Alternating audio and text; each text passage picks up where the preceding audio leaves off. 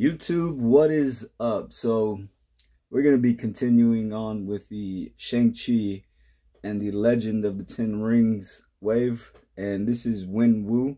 This is part of the Marvel's Mr. Hyde Build-A-Figure series, and this is kind of interesting how we have this character Wenwu, who's based upon, well, I can't say it's based upon Fu Manchu, because this to me seems like it's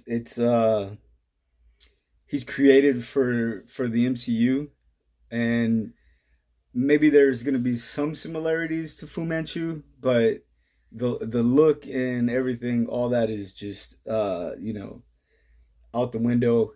And we touched upon that in the Shang-Chi figure review.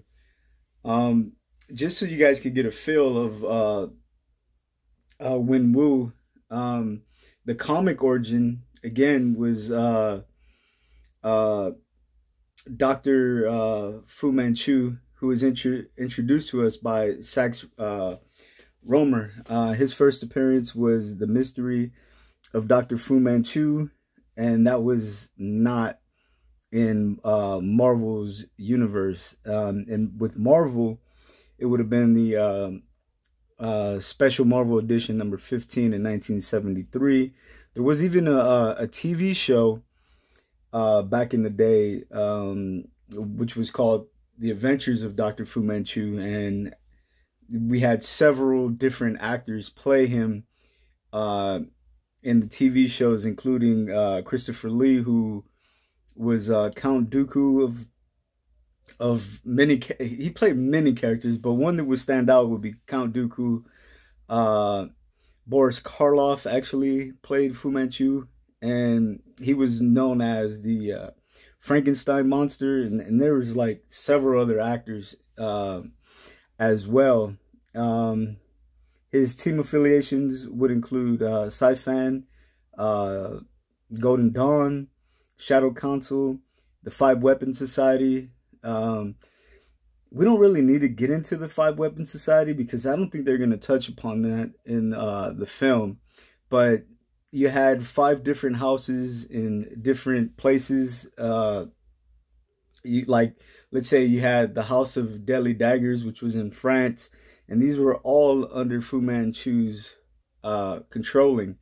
You had the House of Deadly Staff in London, the House of the Deadly Hammer in like Russia, and then you had the Chinese was it House of the Deadly Fist, I think it was. And then there's another one, I can't remember what it was off the top of my head. Aliases included Fu Manchu, the Han Devil Doctor, Dr. Fu Manchu, the Ghost. And he had several kids as well, including Shang-Chi, Moving Shadow, Qui-Far, his daughter, Brother Staff. That was another house of staff, if I didn't mention that. That's the one that I was forgetting. Zhang Shihua, Takeshi Esme, which is his daughter, and she was the Sister Dagger from the House of Daggers. So that I think that's all 5, if I'm not mistaken. No, I think there's one more I might be missing. Never mind. But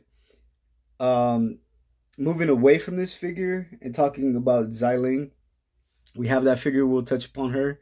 I think that character is loosely based on Esme, and we'll talk about that during the Xiling figure. But yeah. And it's really interesting because they can't use Fu Manchu, and they're going with Wenwu, and people are speculating that he is the Mandarin. And I don't know if that's going to be true. I don't think so. I think the Mandarin is going to be a completely different character who is probably going to come out of nowhere and end up with these 10 rings. And in fact, these 10 rings, when the Mandarin had them, they were not like wrapped around his wrist all the way up his forearm. They were rings that he wore on his finger. And when he got them, he turned So let's stop right there for a second. So the Ten Rings in the MCU, so far they've been known as a terrorist group. We saw them in Iron Man and the fake man with the fake Mandarin. We had hints of them throughout at being individual people, and that's not what the Ten Rings are. Maybe they were following under the guy with the Ten Rings orders, which would have been Wenwu, I guess. Or, you know, it couldn't have been Fu Manchu because they can't use his name anymore, right? So that's a little confusing, but maybe we'll get a better understanding of what they were doing in the beginning, and maybe all that's just not gonna matter at some point, you know, when we get by the time we get to the end of this movie. So in the MCU, they were known as a terrorist group. In the comics, the Ten Rings were worn by Mandarin on his fingers, right? And now in this movie Shang-Chi, we get them worn on the wrist and up the forearm, right? So in the comic books, the Mandarin found a crashed ship, an alien ship, in the Valley of the Spirits of the Chinese Fables, right? Containing these 10 rings of power, which were like alien McLuhan technology. And each of these rings like contained the soul of cosmic beings. So the McLuhan were alien species that were dragon-like, and that's where Fin Fang Foom comes in, and that's why I believe that there's speculation that Fin Fang Foom may show up in this movie, or you may get a glimpse of him. I'm not too sure. That would be pretty dope. Maybe we can get a Foom Build-A-Figure in the next wave or something, and I think that would be actually pretty awesome. So, you know, these rings were found as cylinders, and then the Mandarin turned them into rings. And you know, you had like 10 different rings. One was like a matter rearranger, an impact beam, vortex beam, a disintegration beam, a black light, a flame blast, a white light, an electro blast, a mental intensifier, and an ice blast.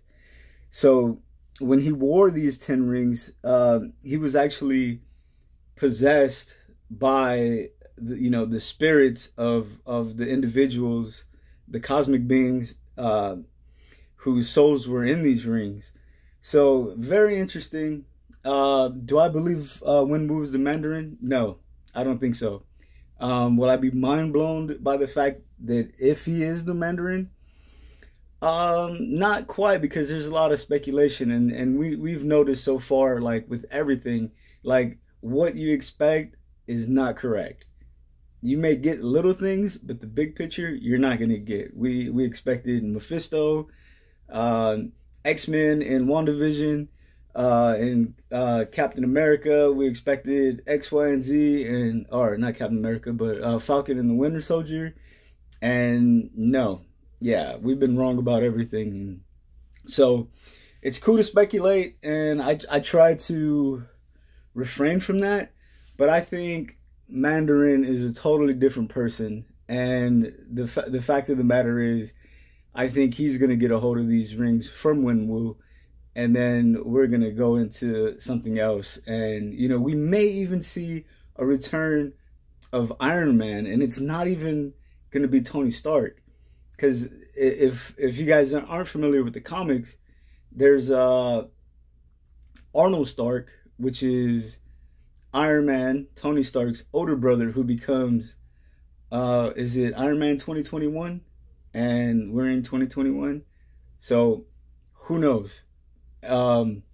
Yeah, let's get this thing cracked open. I hope that was some information that would help you better understand the figure and, you know, the story of Shang-Chi. And that has nothing to do with the movie. This is all speculation. I don't know anything more than anyone else. And again, it's just speculation. So let's crack this open and see what we have. All right.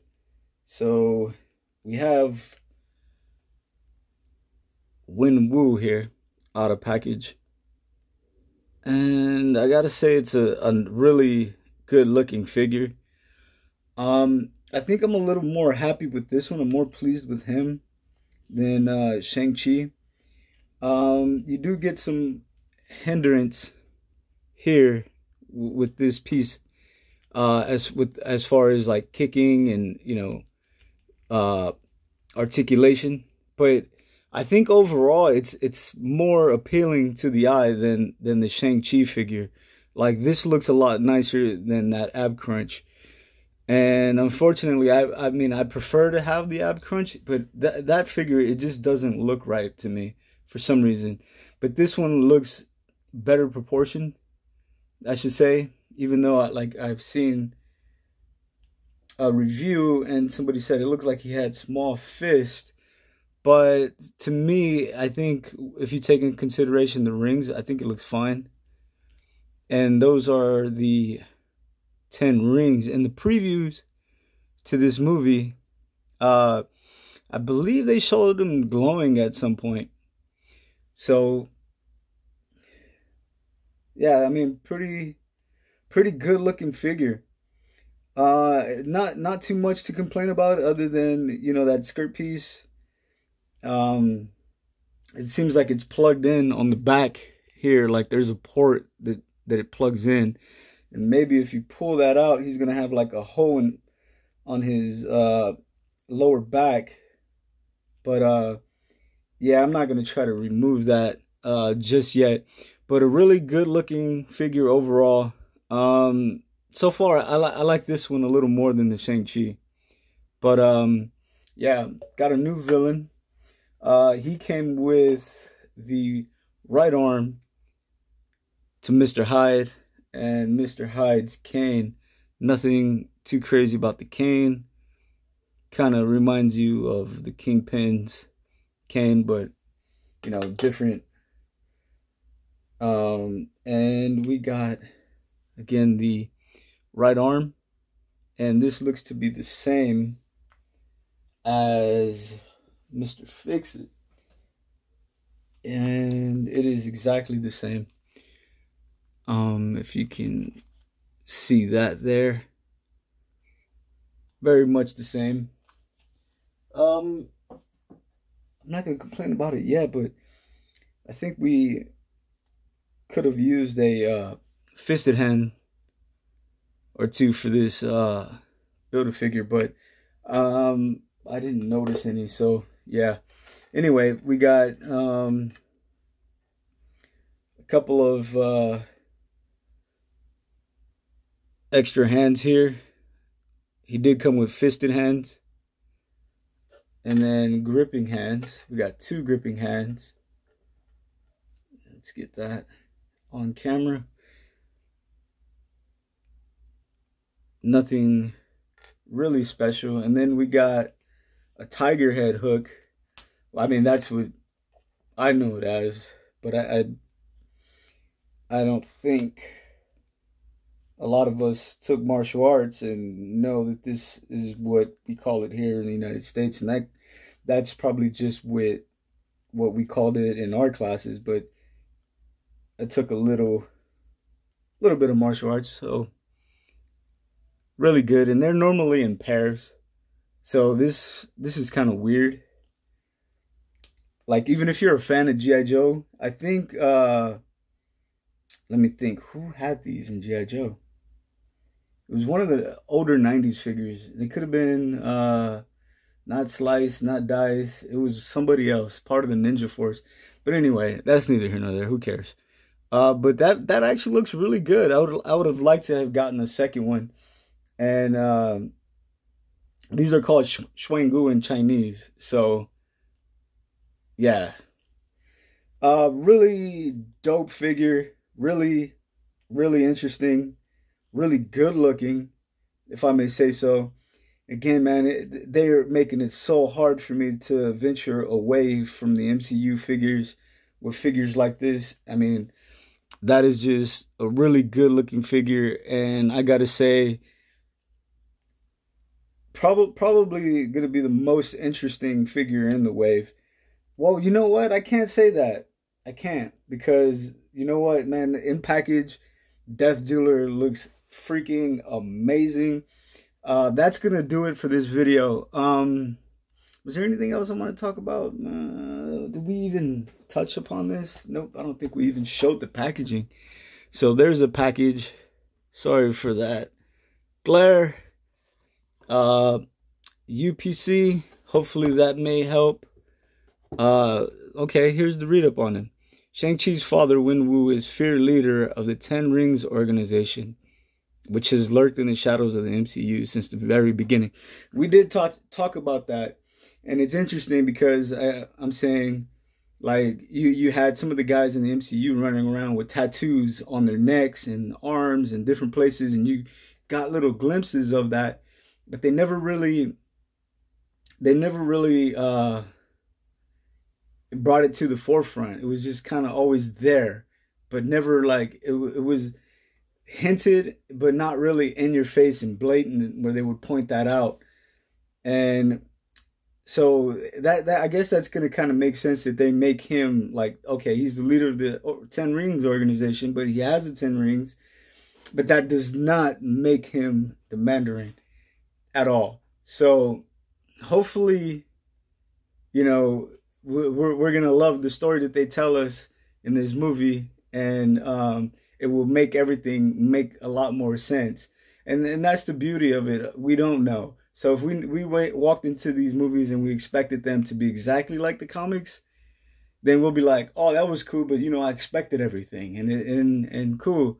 You know, even though we would love to see that on film, you know, they got to do this for the masses, and I repeat that. I say that a lot. They got to like water things down a little bit and make it more appealing to everyone, so that the regular common people, and I hate to say it like that, I should say the people who are not into comic books, they will be more inclined to go watch this film.